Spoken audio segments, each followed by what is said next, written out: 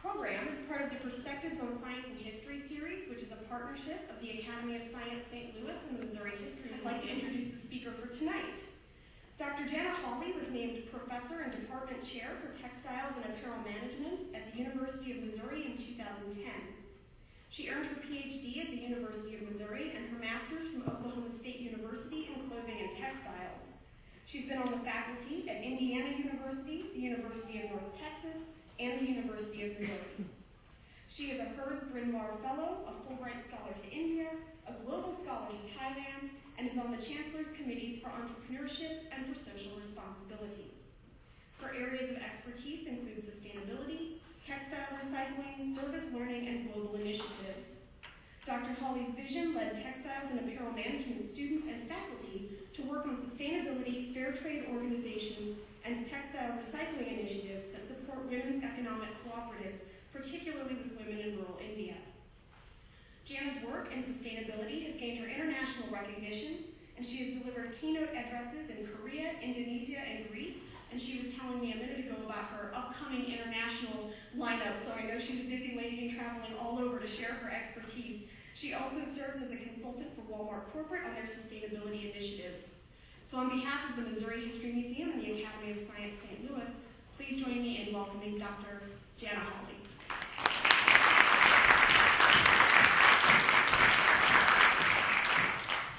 Good evening, everyone. That was a nice intro. Thank you very much. Another title for this topic could be, once you clean out your closets, what do you do with all that stuff? So we're going to talk about that tonight and see what it is that we can do. My goal in my research has been to try to convince consumers that nothing should go in the landfill, and try to convince engineers that we need to start working on some value-added products that can come from used textiles. So I'm going to give you a tour of what it is that I've been doing since the late 90s when I started this research. Sustainability has often been described as a way for people to meet their current needs and also to make sure that the future is taken care of. Within this description of sustainability is the understanding that people and organizations must think broadly and far into the future to address and incorporate intersecting pillars of sustainability: environment, economic viability, social equity, and education. Sustainability has often been described as a way for people to meet their Sustainability has become very important to the field of apparel and textiles because our industry is often seen as one of the worst offenders of the environment of all industries. We've taken advantage of the less fortunate. We make exorbitant profits at times. We pollute the environment. We're particularly bad on water pollution. If we continue to do business as usual, only meeting minimum compliance requirements, global sustainability will not be met.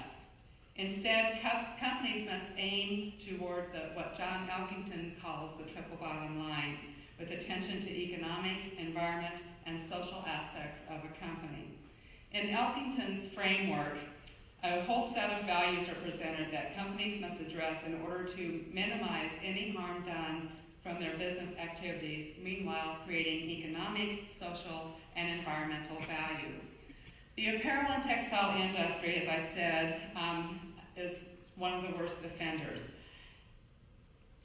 Most of the time we work in a linear approach where we consume or exploit our resources with huge waste that results in uneven distribution of goods and services. As we move toward a new model, companies like IKEA, Nike, Levi's, and yes, even Walmart, the world's largest retailer, are making an impact on sustainability as they chart new paths. With nearly 100 people new arriving to our Earth every hour, we have an alarm going off. After 2 centuries of industrialization, we are now at a point where national resources are becoming scarce. To be prosperous in the future, companies must become more efficient in the use of our resources. Each unit of energy, water, and materials must be carefully examined. Of the 6.7 billion people on Earth right now, 1/3 of them are without clean water. So if 1/3 of you in this room stood up, that would represent the percentage of people in the world who do not have clean drinking water. The textile industry, as I said earlier, has been condemned as one of the worst offenders of polluting our water supply. Used at every step along the manufacturing process, the water becomes full of chemical additives and then is expelled as wastewater. Our problems are compounded by population and resulting economic growth of both China and India in particular. Along with the rapid economic and social development, China's consumption structure has changed remarkably in recent years. Chinese now spend less on basic daily necessities, more on consumer goods such as televisions, travel, and entertainment, and then they pursue Western standard of living. Fossil fuel-based consumption needs are there. They are going to be looking at a throwaway society. They're becoming very auto-centered. Couple this with its sheer size, simply our current standard will not sustain itself. They will also want to take on that Western style of living. The Earth's resources simply are not abundant enough. For example, out of every 100 Chinese today, there's one car per every 100 Chinese. But think about us in the United States. They're trying to get to our standard of living, and we typically have 2 cars per family. So China alone, if they moved to the same level that we have, would consume 1.3 billion cars. Today, the Earth has only 800 million cars. To support this automobile consumption rate, China alone would need 99 million barrels of oil a day, and right now we only produce 79 billion barrels of oil per day. Not to mention the need to pave roads, pave parking lots, and those are currently growing rice. Competition between car owners and farmers for productive crop line would be intense. And if China and India's consumption rate would equal that of the United States, it would be equivalent to 72 billion people on Earth, or the ecosystems of 4 Earths, to sustain that consumption level. We cannot deny people of other parts of the world a better standard of living, but what we have to do is figure out how to sustain a level of living that we can all enjoy. So it's going to take a lot of work for many companies to get to the point where we can do this. How can apparel companies approach sustainability in the 21st century? Companies can address sustainability in a way that is manageable. 3 core areas need to be considered. First is that we should be supplied by 100% renewable energy. Second, to sell products that conserve resources and sustain our environment. Customers should not have to pay more for this. They should be able to get it at the same value that they get other goods. So to buy organic or to buy a product that has been recycled should not cost the consumer anything. And then we need to work towards zero waste. I sit on the Council for Textile Recycling, and their goal is to have zero waste by 2035. There's a lot of companies that are starting to buy into this, so it's starting to get very exciting on the work that we are doing. According to Nobel Prize winner L. Hunter Lovins, in the near future we will see a new type of industrialism that is more efficient and profitable, while at the same time saving the environment and creating jobs. In this new type of industrialism, cars will be able to get 200 miles per gallon without compromising safety and power. Manufacturers will persistently recycle and close the loop on all their products, and meanwhile, the world's standard of living will jump without sacrificing the natural environment. Consumers will no longer want sustainable products, they will need sustainable products. The ecological economist Herman Daly argues that we are seeing a shift in how economic activities of humans are changing from sustainable growth to qualitative improvement. as the path of our future becomes more evident. In the past, companies were always measured by quantity rather than by the quality of life. Consider, for example, the term value added, which refers to economic value added at each stage of the manufacturing process, or the quality of life that has always been quantified to mean such things as how much money do you make, how many cars do you have, what size is your house. For business, total quality management was quantified by numbers of defects, profits, and ISO 9000 defects. So as it plays out in culture, when we say quality, we really mean quantity. But as we move towards a more sustainable future, we must start to realize that when we say quality, we really do mean quality. So, now that I've sort of set the stage, I'm going to talk about my recycling research. I bet you thought I'd never get there, right?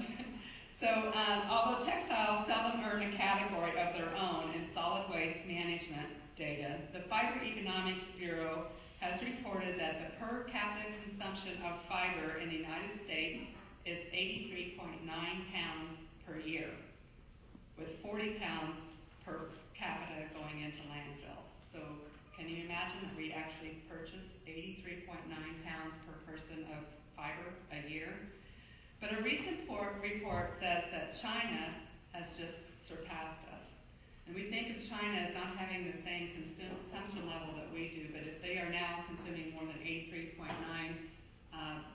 pounds of fiber per capita, then indeed they have outpassed us. Of course, as consumption increases, so will the increased need for disposal. Thus, China will eventually become a significant contributor to the textile waste stream if plans are not implemented to salvage the waste from the landfills. Even though it is well established that recycling is economically beneficial, much of the discarded clothing and textile waste still goes to our landfills. And keep in mind that textiles are nearly 100% recyclable, so there's no excuse for any of it to actually go to the landfills. So here are a few statistics to get us started. In general, few people really know what we mean when we're talking about recycled textiles. There are many people involved in this process. Everything from companies who are charities who take in your clothes, to companies who sort it for different purposes, to manufacturers who are producing value added, to municipal policymakers who determine whether or not they're going to pick up textiles curbside. So there are a lot of people involved. It even goes to Washington or at the federal government level in determining whether or not we can send certain garments to certain countries in the world, so trade laws get involved with this. When used clothing is donated to charities, the charity will sell approximately 50% of it in their retail shops as used clothing. And then what they do is sell the rest of it by the pound to recycling companies who then sort it, and these are for-profit companies. So how many of you take your clothes to your favorite charity? How many of you put it in the landfill? So what do you do with that underwear? We're going to come back to that question. Because Americans can't imagine sending their underwear to someplace else. Get rags to clean your house. It depends on what your underwear is made out of, I think. But that's true. It makes good rags if it's cotton underwear. Here are a few more statistics. We're going to come back to underwear in a minute. Per capita, Americans consume 83.9 pounds, I said that. The industry recycles 10 pounds per capita, which means that over 4 million tons of post-consumer waste are going into the waste stream annually. Textiles comprise about 5% of all the stuff that's in a landfill. And remember, nearly 100% of all textiles are recyclable. What do you do with those things that are out of style, that are missing buttons, the zipper is broken? So those are considerations that you have to think about too. And Americans, many people just don't know how to handle that. So here's the textile recycling pyramid that I've put together, and it's published in an article in the Clothing and Textiles Research Journal. And the bottom line to this is that there's a value to volume relationship here. There's a lot of stuff that ends up in the textile polystyrene that we consider shoddy. We're going to get back to shoddy and some exciting things that I've recently learned on that. Some of it is cut into wipers. There's a whole industry where old t-shirts are actually cut into wipers. They're washed and packaged and sold in a variety of places, including Walmart in their automotive section, or they'll sell them to furniture stores, furniture refinishers who are refinishing furniture. So wipers go into a broad category of value-added goods. We export a lot to developing countries for clothing to be worn. We garnet, which means that garneting is taking used clothing, cutting it, shredding it back to fiber stage, respinning it into new yarns. And then there's a category that the industry calls diamonds, and it's only about 1 to 2% of everything that goes into the waste stream, but it is really highly valued goods, and we're going to talk a little bit more about diamonds in just a second. So textile graders, these are the for-profit companies. There's a really good one here in St. Louis. Sort for many categories, sometimes up to as many as 400 different categories. Stuff comes in off the truck. A company that I've worked with in El Paso, Texas is the country's largest textile recycler.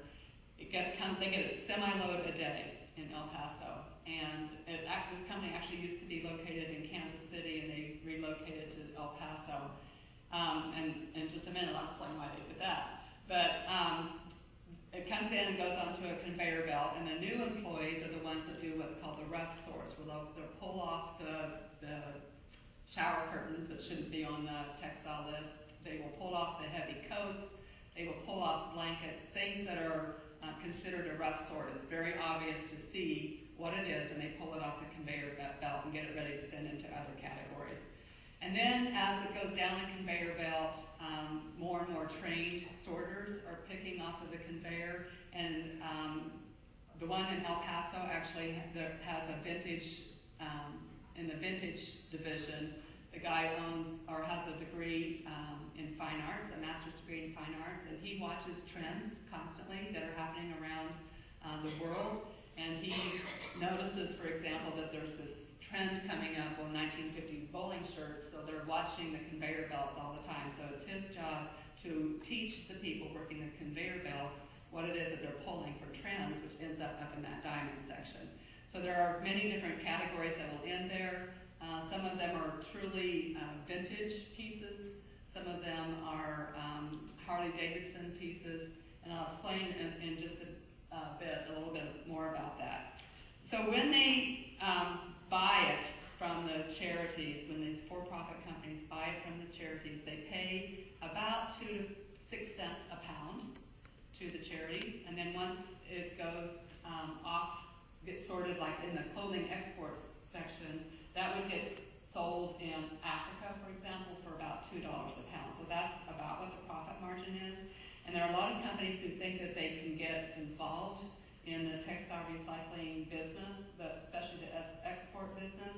But most of those companies are in their third and fourth generation. It's a business that's been passed down from generation to generation.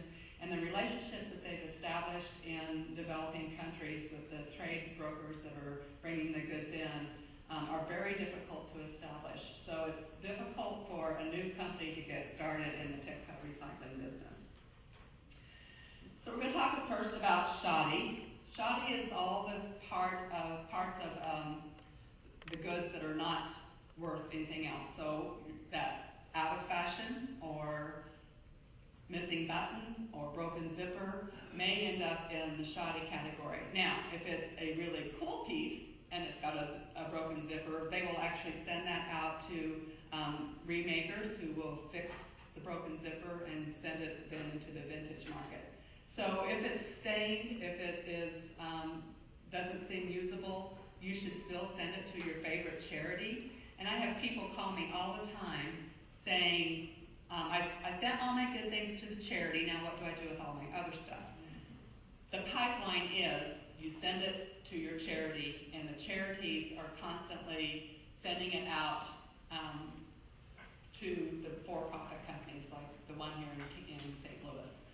So consumers think that they should bag it up and take it to the for-profit company, but that really isn't how the system works. You should take it to your charity. The charity makes a few cents per pound for those goods. It gets sent off to the for-profit companies, and then they start processing it into a variety of things. We're going to come back to geobales in just a second, but a lot of the shoddy gets used for pet bed stuffing.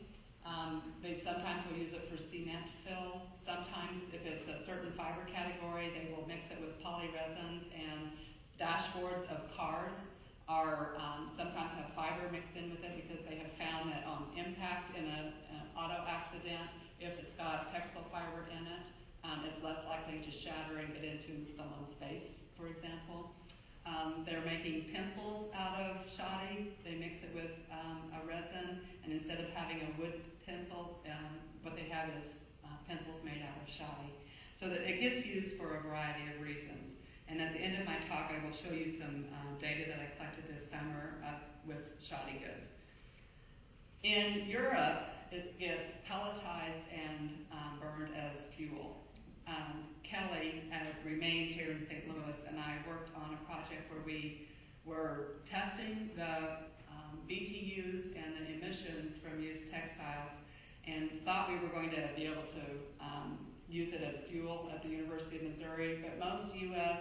boiler systems, big plant systems, the intake for fuel is burns too fast. So we don't have the right burning systems. We could use textiles as a fuel source, but and right now, many places like the University of Missouri will burn things like rubber tires. The emissions are not good on rubber tires, so it would be exciting to be able to burn something that the emissions are not nearly as bad as some things that get burned in incinerators. Here's a picture of rag cutting. This is often done offshore because of labor costs. So a company here in the United States would sort and pull t-shirts in particular, stained t-shirts, and bale them and put them on container and ship to India or other countries where labor costs are much less. They do some of this in the United States. I've seen it operating here out on the East Coast, but typically it's sent overseas. This is a photo of that El Paso place that I was talking about. It's called Midwest Textiles.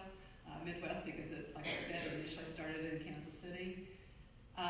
This is as it's coming off the truck, and then it gets baled in the photo over on the left. Now, why did they move from Kansas City to El Paso?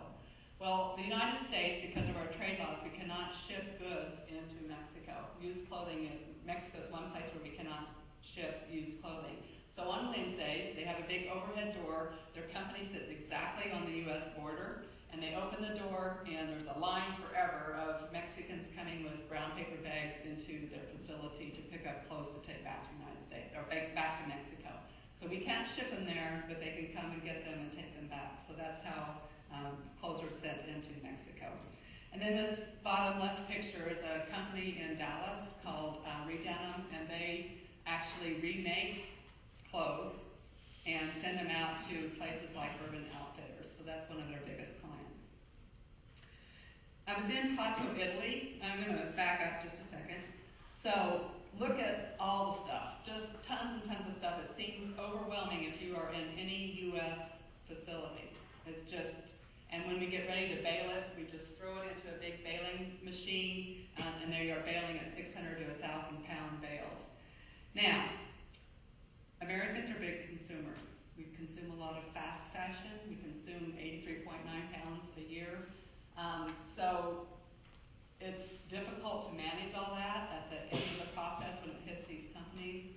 But look at the difference. And then we also have giant closets, so we can fill up our closets. You know, that whole closet phenomenon has changed a lot in the United States. So we have a lot of stuff in the United States. Look at the difference between the El Paso, Texas facility and how they fold and neatly store and have much less volume in Italy. Closets are small in Italy. Consuming patterns are much different. The Italian consumer, the French consumer, the UK consumer would more likely buy one or two really great new pieces. The the clothing is more expensive. They're higher quality than what we consume here in the United States, so they have less to deal with.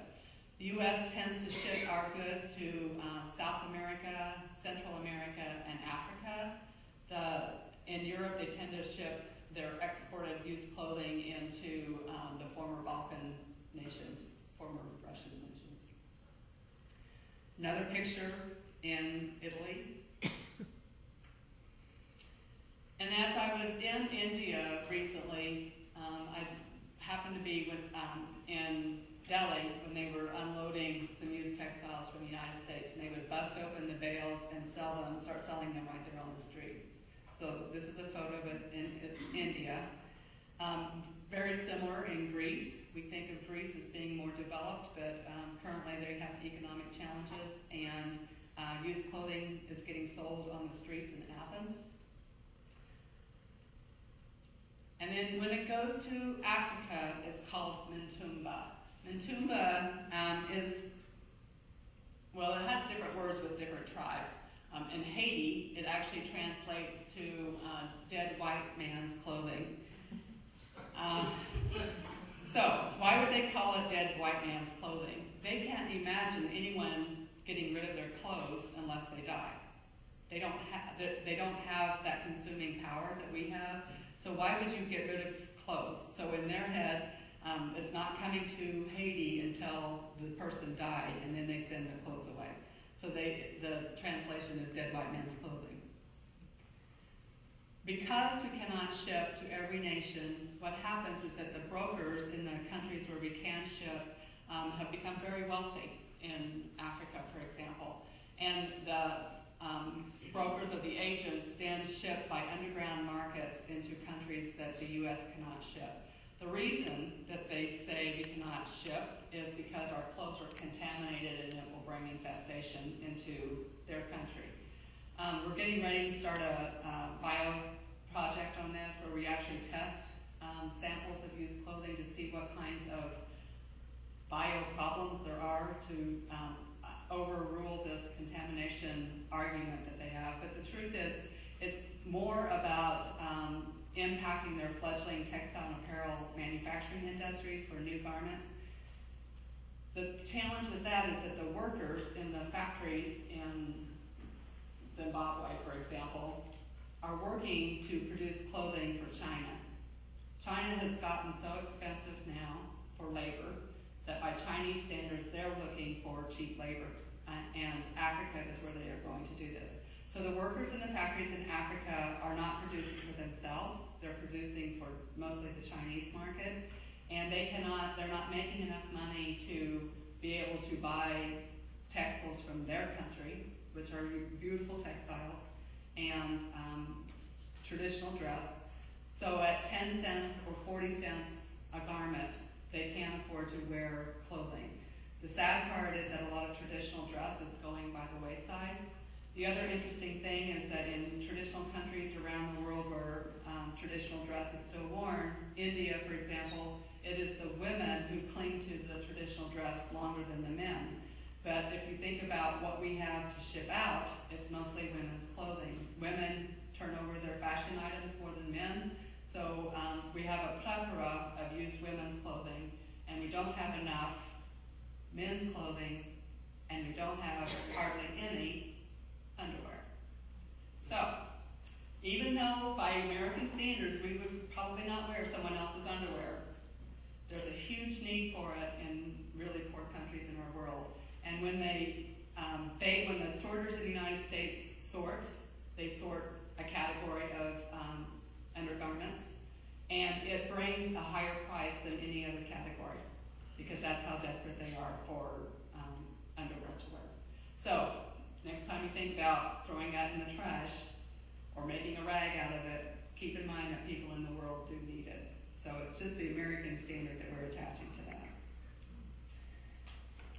So, the other thing I wanted to point out is, if you think about charity stores in the United States, a Goodwill or a Salvation Army, you kind of have a notion of what it is that it looks like. But if you go to Central America, it starts to be much more merchandised than it is here in the United States. So it's a really lucrative business for people who have gone into the secondhand clothing markets as retail shops in Central America. They're called pacas. I was telling Emily before we started tonight that I was in Guatemala in May, and the price of cotton has skyrocketed. Many of the women in Guatemala work off of backstrap looms, weaving, doing hand-woven things for the fair trade and tourist markets. But when the price of cotton skyrocketed in early 2011, they simply couldn't afford to do the cotton, or to do a full weaving out of all cotton. So what they do is set up their warp yarns in cotton, and they're weaving their weft yarns with plastic strips that are found in the landfills or in garbage cans throughout Guatemala. The other thing that they're doing is that they're going to the pacas, and I also was telling Emily that I can't remember which. I'm traveling a lot I was in Toronto last week. I'm going to Indonesia on Friday. I'm going to Korea. I'm just India. I'm doing a lot of traveling coming up, and I've prepared all these talks. I can't remember which slide I put into which talk. But I don't think I have a slide in here. But the other thing that they're doing in Guatemala is that they go to the pacas where they can get used men's shirts for almost nothing. They cut them into strips, and they're making these beautiful hooked rugs. So they're moving away from their traditional art of weaving to a new art to them, and that's the latch hook rugs. And they're making it out of pacas, clothing at the stores in Guatemala, because it's the only thing that they can afford. They cannot afford new yarns made out of cotton. So here's some examples. This little girl had on an American dress in India. Most of the women in India still wear traditional dress, but the children are wearing Western clothing. That's up in Thailand. This is in El Salvador. So different places I go, and if you start watching yourself when you travel, you'll see that it's happening like this. Now what's interesting is in Germany, they do this all high tech.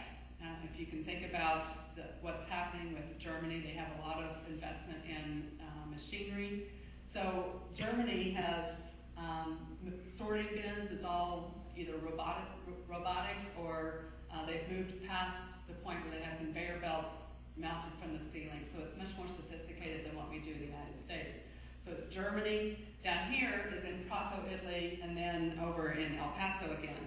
So we're going to do a little tour of Prato, Italy. Prato, Italy was a place that historically has always recycled fibers. So they've done really interesting things there.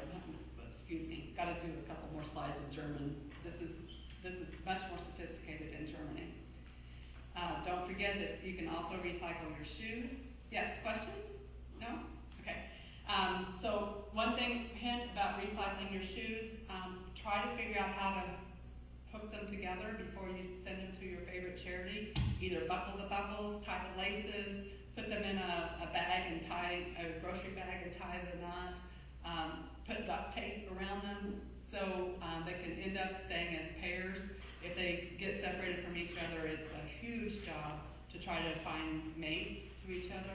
So do us all a favor and try to hook your shoes together when you send them to that landfill. Excuse me, to your charities. So baling in Germany is fully automated. It's done by hand in Italy. It's on conveyor belts in Missouri. And then they get ready to ship. They are warehoused, waiting for brokers from all over the world to call for certain kinds of goods. Then they pull it out of the warehouse, put it on a container, and ship it. So these are different places where I've seen it ready to go out to be shipped to other countries.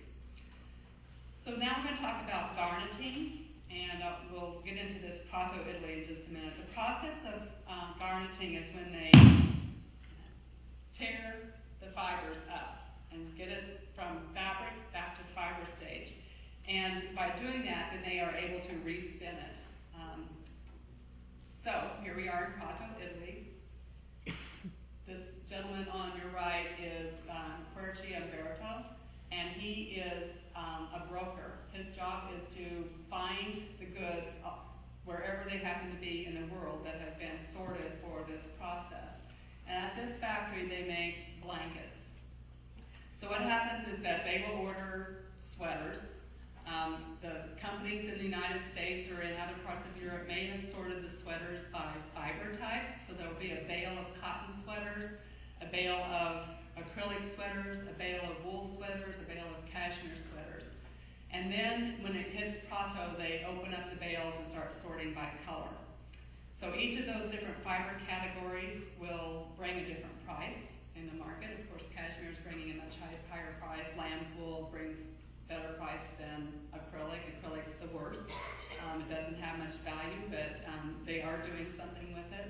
And the reason that they like to use sweaters is that the yarns, and I see someone knitting back there, but a yarn for hand knitting or sweater cut knits is not as tightly twisted, so it's easier to break it back down into a fiber stage. So that's why they like to use sweaters. So this woman sits on her knees cutting labels out of sweaters before they can start the manufacturing process. And she's checking the fiber content and sorting by color.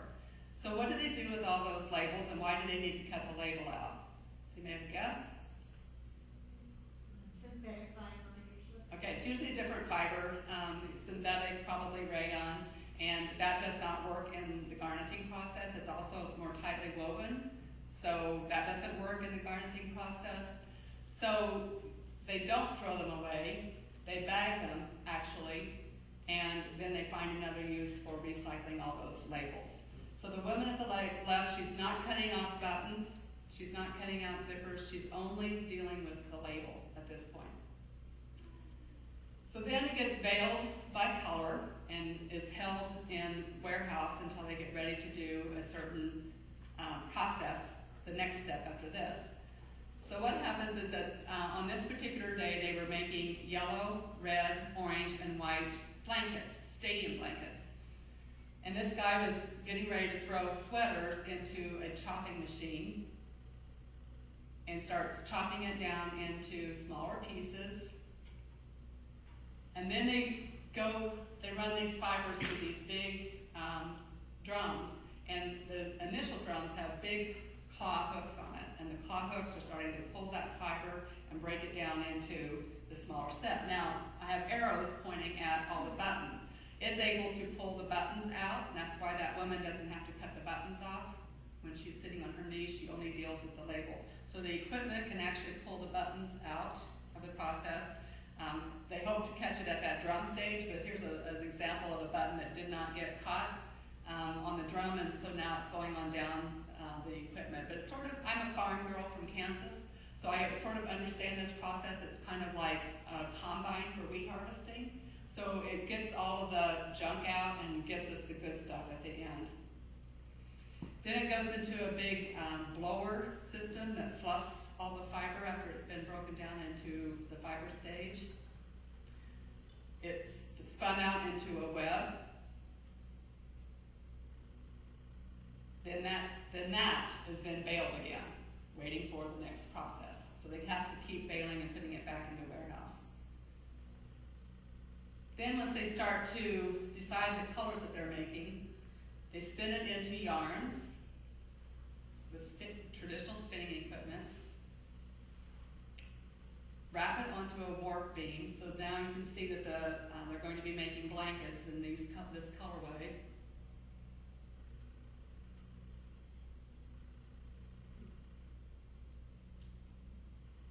And there they are coming off the conveyors, and the women are cutting the fringe. They leave a long strip of fringe, and they cut the fringe so that we go from blanket A to blanket B to blanket C. So here's sort of the process. And at that end, I have to show you what happened. I came back from Italy, I was living in Texas at the time, I flew into Houston, and I went to the IKEA store, and there, hanging in the IKEA store, was this blanket. It's the exact blankets that they were making that day. This one's made out of acrylic. You can come out later and look at it. All out of acrylic sweaters, old acrylic sweaters. The texture is not very nice, but it's a $9 blanket. So once it hit Houston, it was getting sold for $9. The label says, made of used fiber in Prato, Italy. So the day that I was there, they were making blankets of this colorway. They also had blankets in different colorways, but it happened to work out pretty well for me. Okay, so now we're going to dig for diamonds. This is what the industry calls the really good stuff that comes in on the conveyor belts. They're carefully sorted. It takes expertise to find what it is that they are looking for. It only amounts to about 1 to 2% of all the stuff that comes in off the trucks. It represents, though, about 15% of the revenues. So even though it's a small amount, it does add up to a lot of what it is that they're doing. And most diamonds are exported to Japan. What happened was, during World War II, the Japanese prisoners would see American soldiers get into their non-uniform, and this has been going on since World War II. So they wanted the same kind of clothes that our American soldiers had when they were off duty, and jeans in particular became a really important item that the Japanese wanted. They've been searching for Americana items ever since. Almost every time that I go into a sorting house here in the United States, there are Japanese, we call them pickers. They're going through all the good stuff, buying what it is that they want to take back to the United States, or back to Japan. So the markets for all of these diamonds include everything from vintage shop to designer boutiques. I happen to be in a facility in New York City, and the vintage division head happens to be the wife of Ed Steuben, but she runs the vintage division, and she says, you can stay only for a few minutes because I have a top client coming in. As it turned out, it was Ralph Lauren coming in to buy vintage things to put into his history museum, or his collection, where he gets inspiration. So a lot of the designers in New York will come into these warehouses, and they're nasty warehouses. Trust me, they are not really fun places to hang out. I find them interesting, but they're not. There's fiber dust everywhere, and they're kind of dirty. But all the designers will come in to shop for pieces that they want for their collection. The redesign studios, like I showed you, the Redenim in Dallas that makes for Urban Outfitters, and then specialized fiber markets. So even if the sweater is an old cashmere sweater, that becomes one of the vintage pieces, because a bale of cashmere sweaters sold to this blanket company in Prato, Italy is highly valued, because this company also makes cashmere blankets. They're really wonderful, but they aren't $9.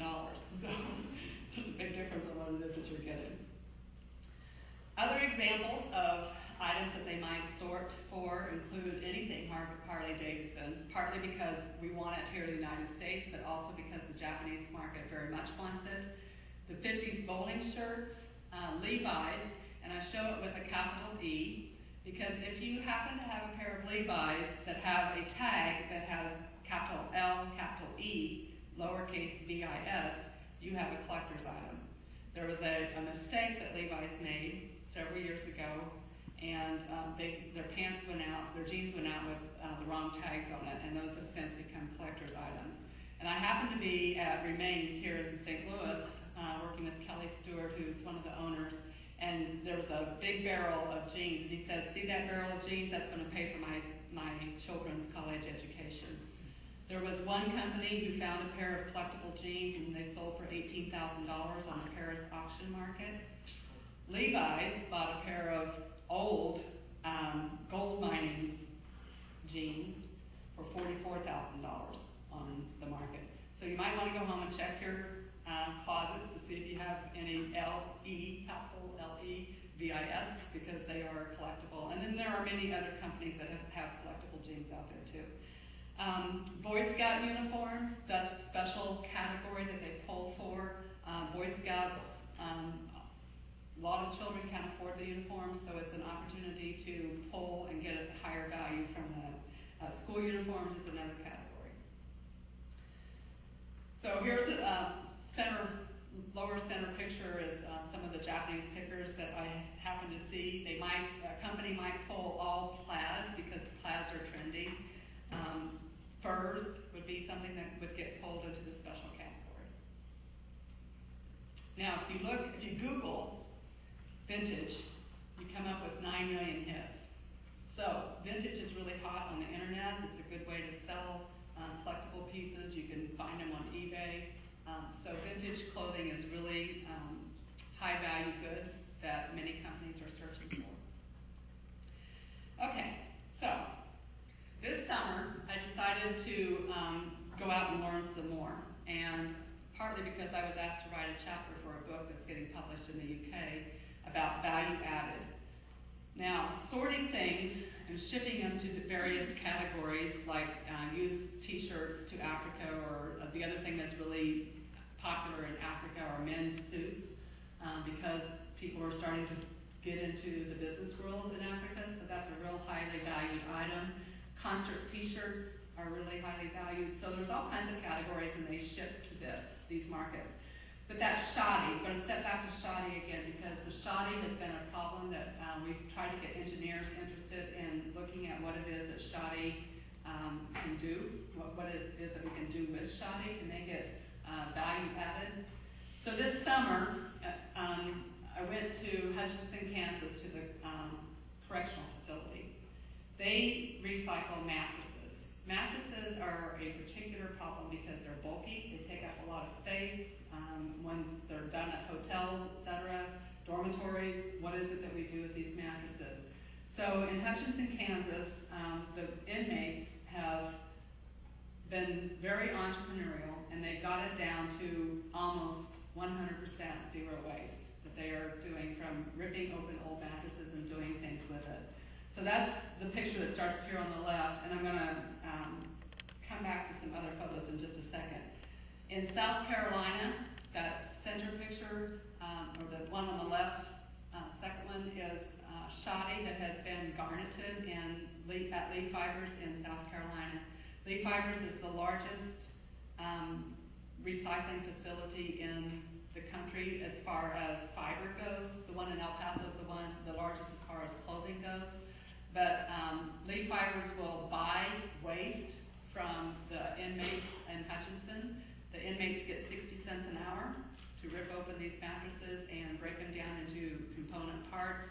They sell the springs. They are making Adirondack chairs out of the wood from the box springs.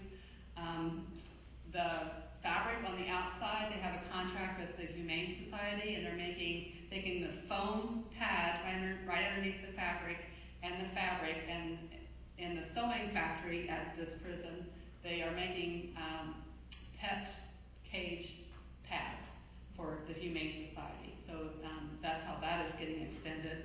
So they are using every piece. The wood that has too many staples in it, they actually take their 60 cents an hour and sit and pull staples out of the wood so that then they can bundle it and sell it at the grocery stores for kindling. So they're doing all kinds of things, getting it down to zero waste. Denim is getting made into insulation. So it's more expensive than fiberglass insulation, but it is approved for LEED houses. So LEED is environmentally valued building construction methods, and denim is being used for that. The second from the right is Garneting Fibers in South Carolina. They are taking shoddy, like they would take this fiber in the second picture, and then they mix it with virgin fiber, and they spin it into new yarns. And what's interesting about Garneting is that there are two different categories of selling that they do from this. One of them is so that you don't know as a consumer that you're getting recycled fiber, because some people don't want anything to do with recycled fiber. It's part of our cleanliness culture. We don't want anybody else's old fiber. So you might be buying socks at one of your favorite stores that has a percent of used fiber in it. They have to mix it with new fiber because the used fiber has gotten too short, that they can't spin very well. So that's a hidden way of selling it. By law, they don't have to market that way. But then at the high end, there are some consumers who want environmentally friendly things, so they'll sell the same socks with a much higher price on it for those consumers who want environmentally friendly. So we have two different consumer bases in the United States, and Gymtex is meeting that need, and they are doing wonderful colors. Now, the other thing that Gymtex does is that they usually use cutting waste from factories rather than post-consumer. So there are two different categories of waste: post-industrial, and they have a contract with Fruit of the Loom. So all of your Fruit of the Loom cutting waste, when they make t-shirts, are getting sold to Gymtex, and they're breaking it down, garneting down into fiber, mixing it with virgin fiber, and spinning it into new yarns. And then the last one is an example of denim being made into shoes. At the British Textile Technology Group in Manchester, England, they will cut up men's dress shirts. Now, most men's dress shirts have a little bit of polyester in them. Some are 100% cotton, but the polyester keeps it from wrinkling. So they will take men's shirts, cut them up into small pieces, they throw it into a vat of enzymes. The enzymes eat away the cotton, leaving the polyester, and then they melt down the polyester and make computer motherboards out of it. Interesting, huh? Cool stuff. So Gymtex and Martex Fibers are making socks. The different companies are making the batting for insulation on homes. And then the automobile industry, the plane industry, all have sound absorption inside the walls. The carpet in the trunk of your car is probably used fiber. The sound absorption in your car is used fiber. They have high ISO standards, and Lee Fiber out of South Carolina is probably the biggest provider for all of these sound absorption materials, or the carpet in the back of your car, the trunk. So they can't make the nice carpet in the front of the car, but the trunk carpet is less quality, and that's made from used fibers. And then Lee Fiber also needle punches that shoddy, and they use it as casket liners before they put the satin in. So it's getting used in many, many places. This is a picture of a GeoHay erosion control filtration system. GeoHay works with Shaw Industries, a carpet manufacturer in Georgia and southern South Carolina. They are able to recycle all the carpet that's coming in. They shave the top fiber off. They keep the bottom for different uses. GeoHay, right after the BP oil spill, took their product down to the Gulf to test it, and they found out that their product, it's a big tube like this, making oil booms, big tube with a netting around it, and they were able to pull more oil out of the Gulf than any of the other products that were down there. It's all being made out of used fiber, carpet fiber. GeoHay is also being used in construction sites as temporary roads. That's how strong it is. And then it's used for erosion control. So the picture in the lower right is GeoHay booms used for erosion control in construction sites. These are photos from Lee Fibers in Spartanburg, South Carolina. And the other interesting thing that Lee Fibers does is that they take old aramid cuttings. Aramid is Kevlar. So they are able to take this, which is a really tough fiber to break down, to garnet down to the fiber stage again. But they are able to do that, and they're making fireproof gloves, and they're respinning it into bulletproof vests and different kinds of things that are useful for airmen. So that's a very difficult process, and they've figured out how to do it. So here are a few more photos from the Hutchinson Correctional Facility. That was an interesting day, by the way. Here they're pulling the mattress apart, baling the springs. The springs, of course, are the highest value because it's steel springs coming out of the mattresses. The wood gets made into Adirondack chairs. Actually, they me about what can we do with all this wood, and I said, how about making Adirondack chairs? By the time I got back from Hutchinson back to Columbia, Missouri, the warden sent me this picture. He says it was a great idea. We decided to make Adirondack chairs. So they hadn't been making them until I suggested it. Then in the lower right-hand picture, they took the wood and put wainscoting in their rec room where they play pool. So they're using every piece of it. Here's the pet bed pads that they make for the Humane Society. And here are pictures of the hooked rugs in Guatemala. So I did put this slide in. I can't remember if I did or not. The challenge that the women have had with this is that when they weave backstrap designs, they're working on very small, intricate designs, and they have to blow that up in their head and hook rugs instead. So that was a big challenge for them, to take their traditional motifs and blow it up into a rug. And this is all made from recycled shirts from the pockets. Denim, more pictures of that with the insulation, an example of the insulation up in the upper right-hand corner. And the Gentex label, if you ever see Eco 2 or Eco 2 cotton, that is the Gentex fiber that's recycled. So that would be their high end when they're trying to sell to the environmentally conscious consumer. I work with Walmart. I sit actually on Walmart's sustainability initiative, and Walmart is doing several things to try to be more sustainable. They have several stores that are completely off the grid, buying no power from the cities. They are able to light their parking lots with little windmills on the top of the parking lots. They can do the refrigeration system. Everything's off the grid. But in this project, I don't know if you remember when Walmart their employees used to wear these vests. They called me and said, what can we do with all these vests, because we don't want them to go into the landfill. We talked about different things like making pencils, back-to-school pencils for school children, all different kinds of things. But what ended up happening was that they turned it into fiber, like in the upper right-hand picture, and they made stationery for soldiers in Iraq. So, and then there was still fiber left, so they had it needle punched into lap blankets for veterans in the vet hospitals. So the project went towards Iraq soldiers.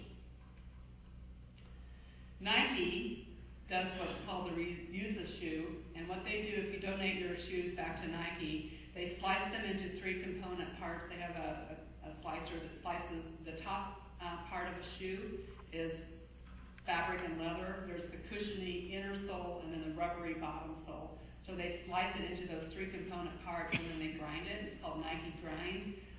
Tracks at universities, for example, the rubberized tracks, those were made from the soles of old Nike shoes. Wrestling mats. So they're trying to use primarily athletic end uses, but the foam part of a tennis shoe is getting ground and used for padding under carpet. The shoe in the lower right is called the Trash Talk shoe, and it's Steve Nash's shoe that he wears when he plays basketball. It weighs 2.5 billion pounds annually. The value of what's sorted is inversely proportional to the volume. So we've got all that shoddy, and I keep looking. I'm not an engineer, but I keep looking for engineers to help me come up with more ideas to make that shoddy into something useful. So that's my presentation. Any questions?